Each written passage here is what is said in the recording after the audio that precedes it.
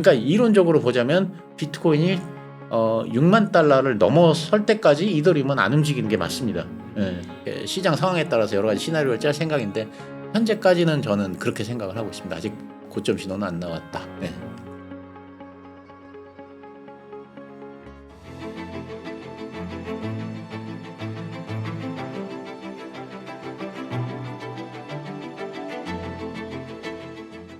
작가님 올해 통틀어서 이제 비트코인 얘기 좀 하고 싶은데 네네네. 자산으로서의 비트코인 가격 상승률이 다른 것보다 압도적이다. 네. 이런 또 통계도 나왔는데 비트코인 가격이 요즘 다시 상승세거든요. 네. 왜 이렇게 비트코인 많이 오른 건가요? 예, 그러니까요. 제가 정확히 날짜는 기억이 안 나는데 네. 10월 초쯤이었는데 그때가 제가 월요일이었거든요. 갑자기 비트코인이 5분 만에 2,000불이 올랐었습니다. 예. 그래갖고 마침 그때 이제 그러다 다시 제자리로 떨어졌는데 그때 마침 어떻게 하다가 그걸 보고 있어갖고 이게 갑자기 웬일이지 하고 이렇게 막 뭘 찾아보려고 했었던 기억이 나는데 그때 이제 다 기억을 하실 거예요. 무슨 일이 있었냐면 그 SEC가 그 블랙록 비트코인 그 현물 ETF를 승인했다. 이렇게 이제 촉보가 그 코인텔레그래프 오보. 예. 그래가지고 그게 폭등을 했다가 이제 아마 기자들이 이제 그러면 블랙록에 다 전화를 해봤을 거 아닙니까? 그거 아니다 그러니까 이제 거짓말이구나 해서 다시 떨어졌던 적이 있는데요. 근데 이제 이게 해프닝이었는데 이게 이제 뭘 증명했냐면 현물 ETF 승인권은 비트코인 시장에 굉장히 큰 폭발력을 가진 재료다. 사실 이거는 이제 증명이 된 겁니다. 그렇죠? 그러니까 이제 그 1월 10일 안에 뭐 한 개 정도는 될 걸로 누구나 다 지금 예상을 하고 있지 않습니까? 사실 저는 이제 그것 때문에 오르는 게 가장 크다 이렇게 생각을 하는데요. 그때가 이제 사실 그 10월 초인가 하여간 뭐 그 정도 됐던 것 같은데 그때 이제 주식시장은 어떤 일이 거꾸로입니다. 주식시장은 그때 이제 패닉에 빠졌었거든요. 그때 이제 어떻게 되냐면 미국 국채금리가 끝없이 올라갔습니다. 끝없이 오르고 주식은 거꾸로 나락으로 갔고요. 그래서 모든 우리 주식 투자자들이 굉장히 힘들어했던 기억이 있는데 그래서 이제 저는 그때 비트코인이 오른 그 두 번째 이유가 이게 미국 국채에 대한 그 불신이 많이 생겨나지 않았나 사실 이런 생각을 하거든요. 미국 재무부는 이제 앞으로도 계속 비트코인 이게 그 국채를 계속 발행해야만 되지 않습니까?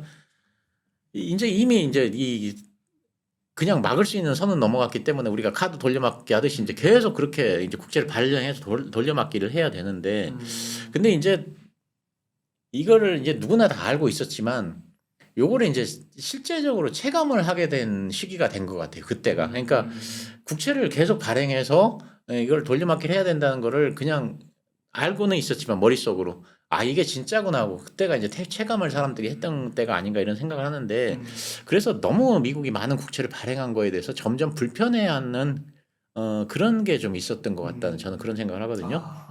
그러니까 미국 국채가 계속 발행되다 보면 이제 금리가 올라가고 그러면 이제 미국 정부 이자 부담은 계속 늘어나고 재정 건전성은 악화되는 악순환에 빠지고요. 이런 상황에서 달러가 절대적인 안전자산으로 지위를 계속 유지할 수 있을까 이런 의구심이 좀 생겨났던 것 같아요. 그때 왜냐하면 이게 금리가 계속 올라가고 막 이러면서 그 제가 기억을 하는데 국채의 응찰률도 좀 떨어졌고요. 네, 요즘 뭐 국채 인기 네. 없다고 미국 국채. 예. 그리고 이제 그 특히 해외 응찰률이 많이 떨어져가지고 요즘 보면은 그 프라이머 딜러들이 많이 받아갑니다. 예, 그 얘기는 결국은 해외 입찰률이 많이 떨어진다는 얘기잖아요. 근데 그러니까 이런 것들 저런 것들을 따져봤을 때 그 당시가 그냥 국채 금리가 엄청 올랐었던 때지 않습니까? 그래서 그런 거에 대한 의구심이 생겨났던 것 같은데 제가 왜 또 그런 생각을 했냐면 그때 이스라엘하고 하마스 간에 그 전쟁이 일어났는데요. 네. 전쟁이 일어나면 통상적으로 시장이 불안하니까 국채로 돈이 몰리거든요. 그럼 이제 국채 금리가 떨어지고 안전자산인 달러가 강세가 돼야 되는데 그때는 거꾸로 됐었습니다. 국채 금리 오히려 막 올라가고 그러니까 국채를 안 샀다는 얘기죠 그 당시에는. 그래서 이제 이런 것들이 투자자들이 너무 많은 국채에 대해 불편하고 있다는 증거다 저는 그렇게 생각을 했고요. 그래서 이런 그 시대적 흐름 아까 얘기했지만 현물 ETF 그다음에 국채를 너무 많이 발행한다는 데 대한 불편함 그래서 달러에 대한 의구심이 약간 생긴 거 여기다가 기관 투자가들의 매집 현상 비트코인 매집 현상 이런 것들이 합쳐져 가지고 비트코인 강세장이 나왔지 않았나 저는 그렇게 생각합니다. 그런 것 같습니다. 그러니까 이게 뭐 한꺼번에 달러 뭐 미국채에서 다 가는 건 아니지만 그 네. 균열이 생기면서 네. 뭐 0. 몇 %씩 1%씩이라도 이렇게 네. 비트코인에 대한 관심으로 예. 커지다 보니까 예. 그렇게 보시는 거예요. 그러면 어떻게 보면은 기존의 국채라는 안전자산에 투자하던 유동성이 비트코인을 대안으로 생각한다면 예, 그러니까 국채라고, 그러니까 달러나 이런 거에 대해서 이게 무너진다고 생각은 안 하지만 사람들이 이제 약간의 의심이 생겨나기 시작하니까 뭐 모든 돈을 비트코인 투자하지는 않지만 그 중에 일부라도 발은 좀 걸쳐. 예, 비트코인에다 좀 넣어도 괜찮은 거 아닌가? 오히려 생각을 해보면 사람들이 이제 달러는 그 국채는 안전자산, 비트코인 위험자산 했는데 거꾸로 된 거예요. 비트코인은 안전자산이 되고 생각했을 때 왜냐면 한정된 수량에다가 그러니까 비트코인이 안전자산이 되고 국채가 위험자산이 오히려 돼버린 거예요. 네. 판단을 하시기에. 네. 그렇게 깨닫는 사람들이 조금씩 예, 생기는 예, 거고. 예. 그래서 조금씩 뭐 큰 포트를 담진 않지만 조금만 담아도 그 사람들은 돈이 많으니까 비트코인이 좀 움직인 거 아닌가 저는 그런 생각을 좀 했었고요. 그럼요. 블랙록 같은 공룡들이 그렇게 움직이고 있는 거니까요. 네. 대표님 그러면은 말씀하신 블랙록 ETF, 현물 ETF 같은 그런 뭐랄까 재료 호재 예. 그거 말고 말씀하신 어떤 안전자산으로서의 비트코인에 대한 조금씩의 관심, 네. 요 균열이 더 중요하다고 보시는 건가요? 투자적인 관점에서? 그러니까 현물 ETF는 저는 굉장히 큰 재료라고 생각합니다. 왜냐하면 그게 돈이 많이 들어올 수밖에 없기 때문에 선물은 사실은 돈이 이렇게 그렇죠. 예, 들어오는 게 아니지 않습니까? 예, 근데 이게 현물은 어차피 사람들의 돈이 들어오면 비트코인을 갖고 있어야 되니까요. 근데 비트코인을 투자를 지금 할 수가 없어서 투자를 못 하는 데가 굉장히 많다고 생각하고요. ETF가 생기면 그런 자금들이 굉장히 많이 몰려올 거라고 생각은 하거든요. 근데 그거는 그거고 사람들의 인식 자체가 아니 뭐 비트코인은 이거 완전히 뭐 그냥 뭐 투기 자산에 위험한 거고 뭐 이렇게 생각했는데 그런 인식이 조금씩 바뀌고 있는 거 아닌가 저는 그런 생각을 합니다. 그러면 올해 한 해 150% 이상 올랐는데요. 네, 2,500일 때 담았어야 되는데 그러니까요. 지금 그게 안 돼요. 지금 6,000이란 말이죠. 뭐 5,800, 6,000. 지금이라도 사 모아야 할까요? 저는 개인적으로는 그렇게 생각을 합니다. 왜냐하면 저는 아직 비트코인이 고점 신호가 안 나왔다고 생각하거든요. 예. 암호화폐를 투자하는 사람들은 다 아는데 암호화폐는 대세 상승을 할 때는 그 상승의 법칙이 있습니다. 그죠? 우선 그 비트코인만 크게 오르면서 비트코인이 도미넌스를 계속 높여가고요. 과거 대세 상승기에는 비트코인 도미넌스가 70%까지 올라갔었습니다. 예.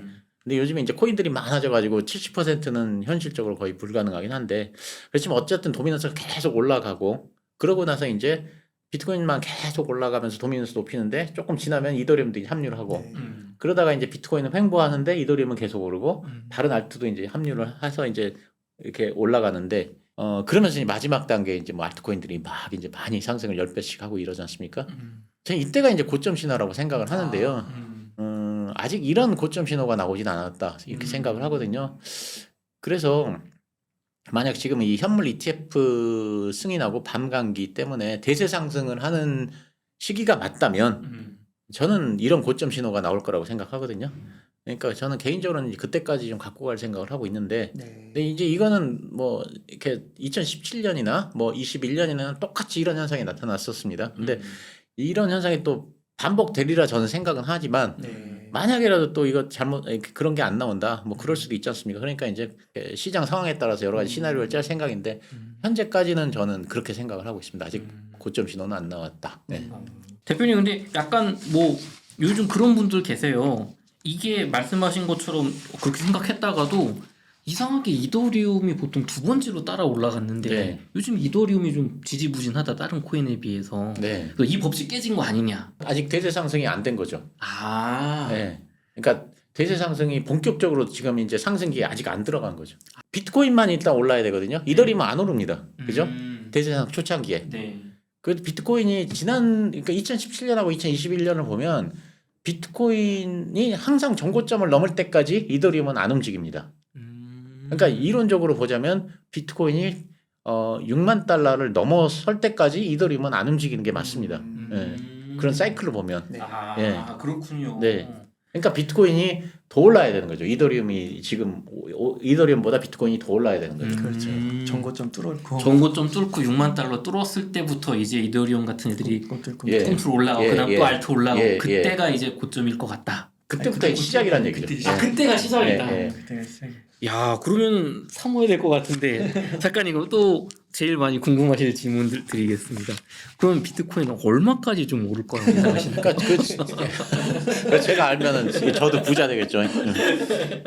저는 당연히 모르고요. 그 얼마까지 오를 것으로 예상을 하는 것보다는 그러니까 장기 투자자면 쭉 그냥 갖고 가면 되는데 단기 투자자라면 사실은 얼마까지 간다 이거보다는 이제 어떤 그 신호에 따라서 대응을 해야 된다고 생각하거든요. 방금 이제 제가 비트코인 고점 신호가 어떻게 나오는지에 대해서 방금 말씀을 드렸지 않습니까? 네.